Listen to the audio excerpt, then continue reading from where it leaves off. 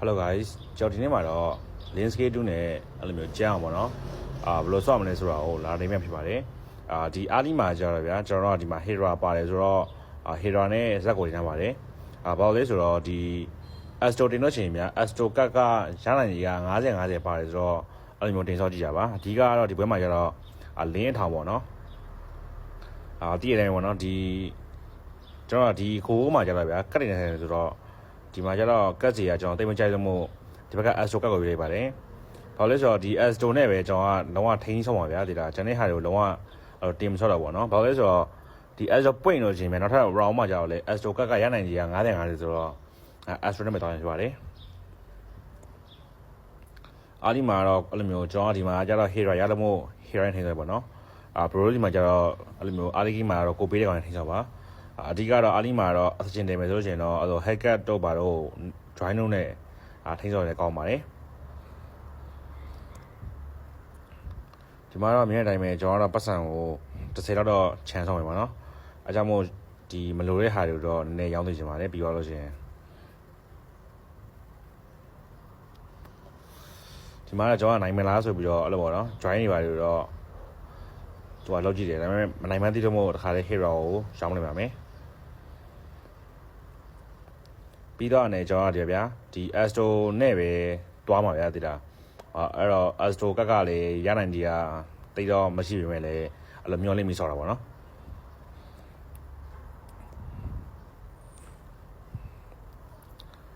ပြီးတော့ရင်ဒီလိုမျိုး face နောက်ထပ် round မှာဆို fail ရပြီဗျာအဲ့လို round ဒီမှာဆိုလို့ရှိရင်တော့ကိုကဘယ်လိုပြောမလဲဒီပေါ့လင်းတော့ Nolan တော့အဲ့လိုပေါ့နော်ပါလို့ရှိရင်တော့ကောက်ပါမချက်ပါနဲ့အဲ့လိုကောက်လို့ရှိရင်လေကိုတက်ကနိုင်မိုးတက်ကအားလီပါကနေလုံးဝ chance ရဗျာဒီလားအားကြောင့်နောက်ထပ် round မှာဘာမှမလဲချက်ကြည့်မယ်ပါနော်ဒီ round မှာတော့ကျွန်တော်ကလင်းတော့ပါတယ်ပေါ့နော်လင်းပါတယ်ဆိုတော့လင်းရလို့ရှိရင်တော့လင်းကောက်ပေါ့နော်လင်းမရလို့ရှိရင်လည်းလင်းအတွက်နောက်မှာ YX ပါတယ်ရှိပါတယ်လင်းအတွက်အကောင်းဆုံးအိုင်နန်တော့YX နဲ့ BOD ပါအဲ့နှစ်ခုကတော့လင်းအတွက်ကလုံးဝ strong ပါတယ်ဘာလို့ဆိုတော့လင်းရပြီဆိုတော့ကျွန်တော်ကအဲ့လိုမျိုးလင်းကိုထည့်ဆော်ပြီပေါ့နော် channel မှာပြီးတော့အနေကိုကအဲ့လိုမျိုး level တင်ရင်လည်းတင်လို့ရတယ်အဲ့လိုပတ်စံတင်ရင်လည်းတင်လို့ရတယ်ပေါ့နော်ဟော start တင်ရင်ပဲပါ sorry ပါမှားပါလို့ဒီမှာတော့ကျွန်တော်ပတ်စံကိုဗျာလုံးဝ20စုဆိုရတယ်တော်တော်များကျွန်တော်ကဒီ link scale 2ကဘာကောင်းလဲဆိုချင်းဗျာအားလီမာကတချို့ကတိတ်သတိမထားမကြအောင်အဲကြောင့်မို့ဒီ link 2ကဘယ်လိုပြောမလဲဘေးတောင်ကပါလာတဲ့သူတို့အထောင်ဆောတဲ့ကောင်တွေပါလာလို့ရှိရင်တော့ကိုတော့ကနိုင်မို့တော့ကတော့ရာနေများတယ်ပေါ့နော်ပြီးတော့ရင်ဒီနောက်ထပ် round ဆိုလို့ချင်းပေါ့နော်ကျွန်တော်ကဒီဘယ်လိုပြောမလဲသူပီကပ်ပြမြန် round ဆိုတော့ဗျာဒီကျွန်တော် Astro နဲ့ပဲတင်ထားနေပေါ့နော် Astro တော့ထည့်မထားအောင်ပြောရလို့ရှိရင်ဗျာ Astro cast ပါကျင်လို့ရှိရင်လည်းပါလာနေတယ်ဗျာသိတယ်မလားအားကြောင့်မို့ကျွန်တော် Astro နဲ့11နဲ့လင်းနဲ့ပဲထည့်ပေးထားဖြစ်ပါတယ်ရှုပ်ပွဲတွေကြတော့လည်းလို့ကန်ကောင်းပြီးတော့ Astro တွေပါလာနေတယ်ပေါ့နော်ချို့ကြတော့လည်းကန်မကောင်းလို့မပါနိုင်ပါဘူးဒီမှာတော့နည်းနည်းစိတ်ချုံလိုက်ပေါ့နော်ဒီလင်းကတည့်ရတယ်ဗျာဒီမှာတော့ကတော့အရင်တော့မပါဘူးပေါ့နော်အဲ့တော့ကျွန်တော်ဘေးက premium client ပဲလေးပါတယ်ဒီဘယ်လိုပြောမလဲခုကဒီလင်းနေပါလေဗျာအရင်တော့လို့မတိချက်မှာဆိုလိုမျိုး level 8မှာရှာလို့ရှိရင်တော့မတွေ့တော့ဘူးဗျာသိရမလားlevel 8မှာလေ့ကျင့်နိုင်ရှာမယ်လို့ဘာလို့ဆိုလို့ရှိရင်တော့လုံးဝမတွေ့ဘူးအဲ့တော့ကျွန်တော်အမြဲတမ်းသွားရဲ level ကတော့ level 8လောက်မှာတူးစားရှာတယ် level 9မှာအဲ့လိုမျိုးရှာတယ်ပေါ့နော်အဲ့ဒါတော့လင်းတီးဆရာဘုတ်တော့ကလုံးဝ chance များပါတယ်ဒီတိုင်းရှာရင်တော့မတွေ့ပါဘူးပြီးတော့ဒီ Astro ရရဗျာတိလားလိုတော့မလိုဘူးဒါပေမဲ့ကျွန်တော်တင်ထားတာဘာလို့လဲဆိုတော့အဲ့လိုကတ်ရခြင်းလို့ဗျာတိလားပြီးတော့ဒီမှာစော့တဲ့ကောင်ကအစရှင်စော့နေရဗျာပြီးရင်ပေးတဲ့ shot တွေမှာမေ့ပြီးရဆိုတော့အဲ့လိုလေ့ကျင့်ဆိုတော့ကျွန်တော်ကောက်ထည့်ထားတာဖြစ်ပါတယ်ဒီပဇာနာကလည်းတည့်ရတယ်မျိုးပေါ့နော်နည်းနည်းလေးကျန်းနေဆိုတဲ့အနေထားမှာရှိရဆိုတော့အဲ့လိုထည့်ပေးထားတာပါ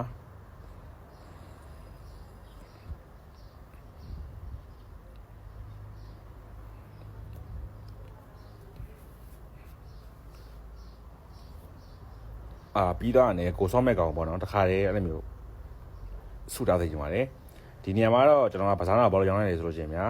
ဒီ hit ပေါ့ထွက်တက်လာပေါ့ထွက်တက်လာကြတော့ရှေ့အမာခံမင်းလေးရသေးတယ်ဆိုတော့အဲ့လိုနောက်ကအပြော့ကိုရောင်းနေတယ်ဖြစ်ပါတယ်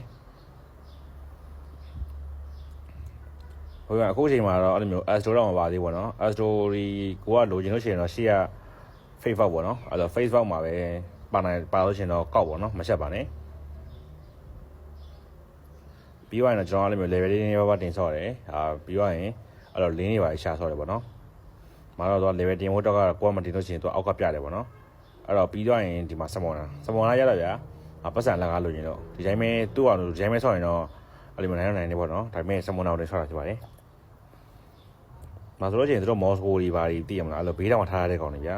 အာမျိုးကောင်တွေဝင်လာတော့ကိုတက်ကတော့အဆင်ပြေပေါ့နော်သူတို့အထောင်ဆော့တဲ့ကောင်တွေပါလာတော့အဓိကလင်းတူကဘာတာလဲဆိုလို့ရှိရင်ဗျာအဲ့လိုမျိုးanyway ကောင်တွေသိရမလားကျွန်တော်တို့ပြန်ပြီးတော့မလေးရလို့ရှိရင်ဗျာကျွန်တော်တို့ကသူတို့တကွက်ပြိုကြိုပြီးတော့တီးရရတယ်ပေါ့နော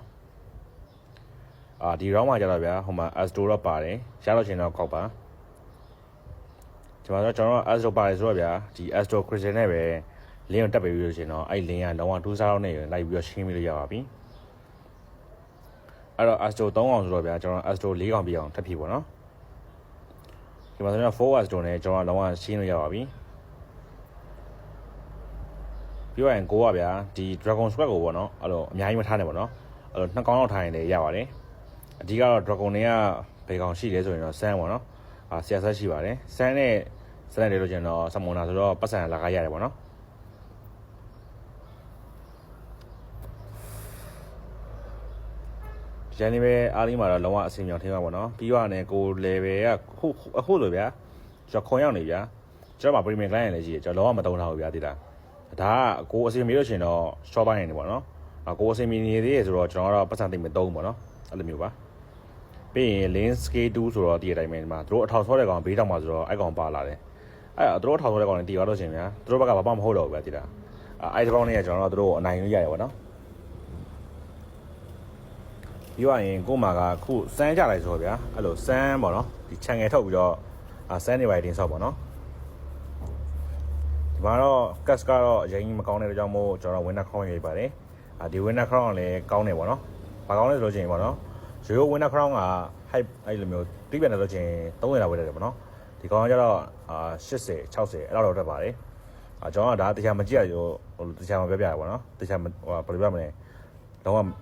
မသိရပေါ့မတော့အိုင်နန်တော့လင်းတွက်လိုက်တဲ့အိုင်နန်တစ်ခုကောက်ပြီးလို့ချင်းတော့ကျွန်တော်ဟာတော့မကောက်ပါနဲ့ပြီးရင်တော့ဒီလိုမျိုးဗျာ level ကကိုအဲ့လိုမျိုးကိုလိုချင်တဲ့အနေထားပြီးဆိုတော့ ਨੇ ကျွန်တော်စပြီးတော့ရှာပါတယ်ကိုကအဲ့လိုမျိုးမလိုချင်တဲ့ကောင်တွေတော့တစ်ခါလေးပြန်ပြီးတော့ရောင်းပေါ့နော်ဘာလို့ Astro စင်မပြည့်တယ်လို့ဗျာကျွန်တော်ကဒီ Dragon Asia Squad ကိုလေးအောင်နေထားတယ်ပေါ့နော်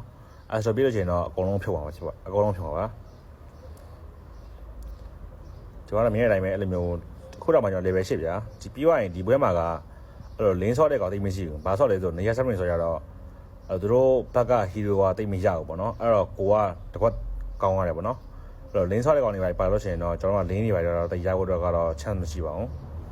းပြီးရင်ဒီအခုကျွန်တော်ဘယ်လိုပြောရမလဲအခုချိန်မှာပါဗျာဒီ hero တွေကို starting လို့ရှိရင်ဗျာပြန်အောင်လို့ရှိရင်တော့ကိုတက်ကတော့အရှုံးမရှိဘူးပေါ့နော်အဲ့တော့ကိုတက်ကတော့အဆင်တော့ပြပါတယ်အဲ့တော့ကိုတင်ကြီးလို့ရှိရင်တော့တစ်ခါတည်းတင်ဆောက်ပါနော်ဒီမှာတော့မြင်တဲ့အတိုင်းပဲဒီ lane 2 star ဆိုလို့ရှိရင်တော့ Astro နဲ့ဗျာ2 star နဲ့ lane Astro ဆိုတော့လုံးဝအဆင်ပြေပေါ့နော်ဒီမှာမြင်တဲ့အတိုင်းပဲအဲ့ lane ရဲ့ channel ထဲမှာအစကတည်းကကျွန်တော်တည်ပြီးထားတာဆိုတော့ဗျာဒီ lane ကလုံးဝတော်တော်ကျန်းသွားပြီဆိုတဲ့အနေအထားဖြစ်သွားပြီပေါ့နော်ပြီးတော့လည်းကျွန်တော်အဲ့လိုမျိုး lane ကိုနည်းပေါ့နော်3 star တော့ရအောင်တော့ရှာသိနေပါတယ်ဒါဆိုရင်တော့ကျွန်တော်အဲ့လိုမျိုးနည်း premium client ဆိုတော့ဗျာနည်းနည်းဝလှည့်ကြည့်ရပါတော့ပြီးတော့ရင်ဒီမှာ Astro စစ်ဖြစ်သွားပြီအဲ့တော့ကိုမလိုတဲ့ကောင်တွေတခါလေးပြန်ပြီးတော့ရောင်းပါတော့ Astro စစ်ဗျာ Dragon Asia 2ရယ် Assassin ရယ် Assassin 4ကောင်လာပေါ့နော်ဒါတို့ချိန်တော့ကျွန်တော်လင်းကလုံးဝကောင်းသွားပြီပေါ့ကောင်းပါပြီပြီးတော့ရင်ခုနကတော့ဝင်လာတဲ့ကောင်ကလည်းသူတို့ဘက်မှာချန်ငယ်ထောင်ဆော့တဲ့ကောင်ဝင်လာတယ်ဗျာဒီလားအဓိကသူတို့ anime ကလုံးဝမကြည့်ဘူးဗျာဒီလားအဲ့ချက်ကလုံးဝကောင်းနေရပါတော့ပြီးတော့ရင်ကျွန်တော်အဲ့လိုမျိုးကိုလိုမဲ့ကောင်လေးကိုနည်းနည်းပါရှာပြီးတော့ကြည့်ရပါတော့ပြီးတော့ရင်ဒီ round မှာကျတော့အိုင်နန်ကကျွန်တော်တို့က golden set ပဲရှိတယ်ပေါ့နော် golden set ရှိရဆိုတော့ golden set ပဲကောက်ပြီးထားပါမယ်ဒီမှာဆိုရင်တော့ကျွန်တော်အဲ့လိုမျိုး Astro စစ်နေဆိုတော့နည်းနည်းအဆင်ပြေလိုက်ပေါ့နော်ပြီးလို့ရှိရင်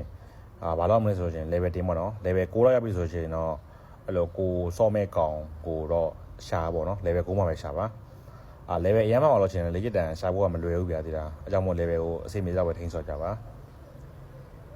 ါဒီဘွဲကြတော့ဗျာအရင် ဟိုလိုလွယ်နေတဲ့ပုံတော့ပေါက်နေတယ်ဗျာဘာလို့လဲဆိုတော့ဒီဘွဲကဆိုလို